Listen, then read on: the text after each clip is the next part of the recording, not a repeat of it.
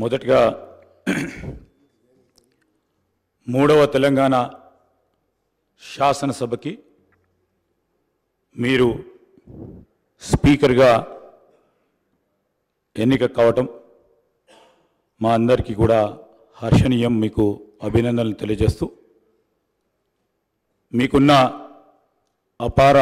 రాజకీయ అనుభవం, మీ రాజకీయ ప్రస్థానం మొదటగా NSUI, youth Congress, senior Congress లీడర్గా ఈరోజు పార్టీ పరంగానే కాకుండా మరి మీరు శాసనసభ్యులుగా మూడోసారి ఎన్నిక కావటం, ప్రజా సమస్యలను పరిష్కార మార్గంలో పెట్టడానికి మీరు చూపెట్టిన చొరవ, మీరు తీసుకున్న అనేక ప్రోగ్రెసివ్ అడుగులు తప్పకుండా మరి ఐడియలిస్టిక్గా రాబోయే తరాలకు కూడా ఒక ఆదర్శనీయంగా ఉంటాయని, ఆ క్రమంలోనే మీరు మొదటగా ఎంపీటీసీగా, మండలాధ్యక్షులుగా, దాని తదుపరి శాసనసభ్యుడిగా, చైర్మన్గా, మరి ఆనాడు పెద్దలు దామోదర్ రాజనరసింహ గారు ఎస్సీ సబ్ ప్లాన్కి సంబంధించిన ఒక ప్రధానమైన విధానపరమైన నిర్ణయం దేశ చరిత్రలో నిలిచిపోయే ఆ నిర్ణయంలో ప్రధాన భాగస్వాములుగా మీరు నిలవటం, ఆ క్రమేణా మీరు ప్రజా జీవితంలో ప్రజా సంక్షేమము, అదేవిధంగా ప్రజలకు దగ్గరగా ఉండాలని, ఓడినా నేను మీకున్నానని ఒక ధైర్యాన్ని ఇచ్చి ముందుకు నడిపిన వైనాన్ని ఈరోజు గుర్తు తెచ్చుకుంటూ, మరి మీరు మంత్రిగా హ్యాండ్లూమ్స్ అండ్ టెక్స్టైల్స్కి సంబంధించి ఉమ్మడి ఆంధ్రప్రదేశ్ రాష్ట్రంలోనే ఆనాడు ఎయిర్పోర్ట్స్లో కానీ, రైల్వే స్టేషన్స్లో కానీ, కాలేజీల్లో కానీ, బస్ స్టాండ్స్లో కానీ మీరు హ్యాండ్లూమ్స్ను ఎంకరేజ్ చేయాలని, ప్రోత్సాహం చేయాలని స్టాల్స్ పెట్టడం, ఆ క్రమంలో హ్యాండ్లూమ్స్ అండ్ టెక్స్టైల్స్కి సంబంధించిన వారన్నిటిని కూడా ఆదుకోవాలనే మీ ప్రధానమైన ఉద్దేశాన్ని ఈ సందర్భంలో మరి జ్ఞప్తికి తీసుకొస్తూ, రాబోయే కాలంలో కూడా మరి ఇప్పటివరకు కూడా ఒక మంచి సాంప్రదాయాన్ని మూడవ శాసనసభకు సంబంధించి, తెలంగాణ శాసనసభకు సంబంధించి ఒక మంచి సాంప్రదాయాన్ని ఏర్పాటు చేయాలని సభానాయకులు మరి ముఖ్యమంత్రి గారు ప్రతిపాదించిన మీ అభ్యర్థిత్వాన్ని మేము కోరగానే టీఆర్ఎస్ పార్టీ వారు కానీ, అదేవిధంగా ఎంఐఎం పార్టీ వారు కానీ, అదేవిధంగా ఈరోజు బీజేపీ పార్టీ వారు కానీ మేము ఒక మంచి సాంప్రదాయాన్ని నెలకొల్పుదాం, మన రాష్ట్రాన్ని ఒక ఆదర్శనీయమైన రాష్ట్రంగా శాసనసభ వ్యవహారాలకు సంబంధించి ముందుకు తీసుకెళ్లాలని వారి ఆలోచనకు మేము కృతజ్ఞతలు తెలియజేస్తూ, అదేవిధంగా గౌరవ శాసనసభ్యుల హక్కులకు సంబంధించి మీరు కూడా శాసనసభ్యుడిగా వారికి సంబంధించి మరి రాజ్యాంగంలో వారికి కలిగించిన హక్కులను కాపాడే ప్రతి క్రమంలో ఈరోజు మీరు వారికి అండగా నిలబడతారని, ఈ హౌస్ను కూడా సజావుగా నడపడానికి మేము ప్రతిపక్షాలకు సంబంధించిన శాసనసభ్యులందరినీ కూడా కోరుతా ఉన్నాం. మరి గౌరవ స్పీకర్ గారు ఏ నిర్ణయం తీసుకున్నా సభా సాంప్రదాయాలను బట్టి, రూల్స్ అండ్ ప్రొసీజర్ ప్రకారం వారు తీసుకునే నిర్ణయానికి పూర్తి స్థాయిలో వారికి మరి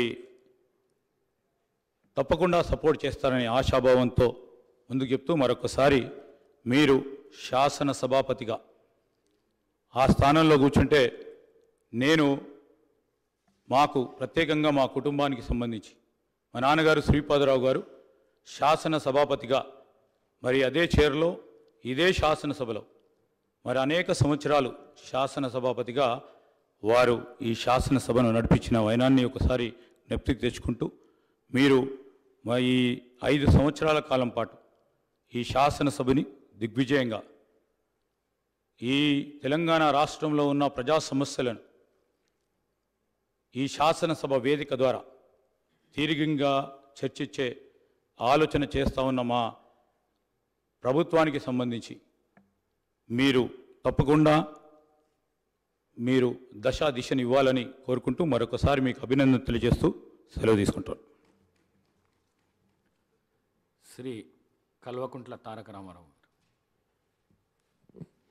అధ్యక్ష, ముందుగా శాసనసభ అధిపతిగా ఎన్నికైన మీకు హృదయపూర్వకంగా మా పార్టీ పక్షాన, మా అందరి పక్షాన కూడా హృదయపూర్వకంగా మీకు అభినందనలు తెలియజేస్తూ, మా పార్టీ అధ్యక్షులు పెద్దలు శ్రీ కేసీఆర్ గారు వారు దురదృష్టవశాత్తు వారికి కొంత గాయమయ్యి హాస్పిటల్లో ఉన్నప్పటికీ ఎప్పుడైతే ఈ ప్రతిపాదన శ్రీధర్ బాబు గారి ద్వారా మరి వారికి వచ్చిందో వెంటనే ఒక క్షణం కూడా సంకోచించకుండా, రెండో ఆలోచన లేకుండా తప్పకుండా సహకరించవలసిందే అని చెప్పి ఏకగ్రీవంగా ఎన్నిక కావడానికి వారు మాకు ఆదేశాలు ఇవ్వడం జరిగింది. దానికి అనుగుణంగానే నిన్న మీ నామినేషన్లో కూడా మేమందరం కూడా పాల్గొనడం జరిగింది. అధ్యక్ష, మీతో వ్యక్తిగతమైన అనుబంధం కూడా నాకు చాలా ఉంది. మీరు 2009 శాసనసభకు ఎన్నికైన నాడు నేను కూడా మీతో పాటు సహచర శాసనసభ్యుడిగా ఉన్నాను. ఆనాడు తెలంగాణ ఉద్యమంలో కూడా మీరు మీ వంతు పాత్ర పోషించినారు. 2012 నుంచి 14 దాకా మీరు మంత్రిగా, ముఖ్యంగా మా శాఖకు మంత్రిగా, హ్యాండ్లూమ్స్ అండ్ టెక్స్టైల్స్ డిపార్ట్మెంట్కి మంత్రిగా మీరు పనిచేసిన క్రమంలో ఆనాడు ఒక సందర్భంలో నేను మీ దగ్గరకు వచ్చి మీరు రండి, సిరిసిల్లకి మీరు రావాలి, ఎందుకంటే రాష్ట్రం మొత్తంలోనే టెక్స్టైల్ అంటే సిరిసిల్ల కాబట్టి మీరు తప్పకుండా రావాలి అంటే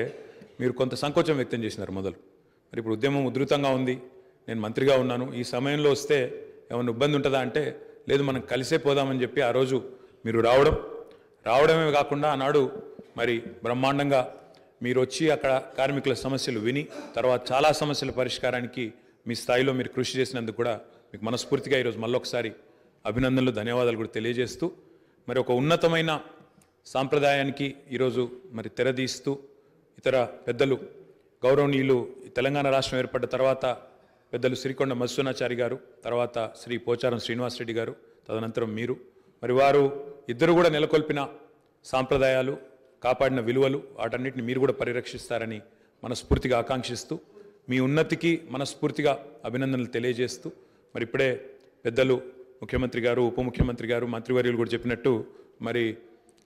ఈ సభ అందరి సభ, ఈ సభలో ఉండే ప్రతి సభ్యుడి యొక్క గౌరవాన్ని, ప్రతి సభ్యుడి యొక్క హక్కులను, ముఖ్యంగా ప్రజల తరపున మాట్లాడే ప్రతి నాయకుడి యొక్క, ప్రతి గౌరవ సభ్యుడి యొక్క మరి గొంతును వినిపించే విధంగా ఆ బాధ్యత మీరు తప్పకుండా సమర్థవంతంగా నిర్వహిస్తారని మనస్ఫూర్తిగా ఆశిస్తూ, మరి ఒక సామాన్య ఎంపీటీసీ పదవి నుంచి ఈరోజు శాసనసభ స్పీకర్గా ఎదిగిన మీ జీవితం ఏదైతే ఉందో, రాజకీయ ప్రస్థానం ఏదైతే ఉందో, ఇది చాలామందికి తప్పకుండా స్ఫూర్తిదాయకంగా ఉంటుందని చెప్పి మనసారా ఆకాంక్షిస్తూ, మీ బాధ్యతలో మీరు 100% విజయవంతం సాధించాలని మా పార్టీ తరఫున కూడా కోరుకుంటూ మళ్ళొకసారి మీకు అభినందనలు అధ్యక్ష. Thank you.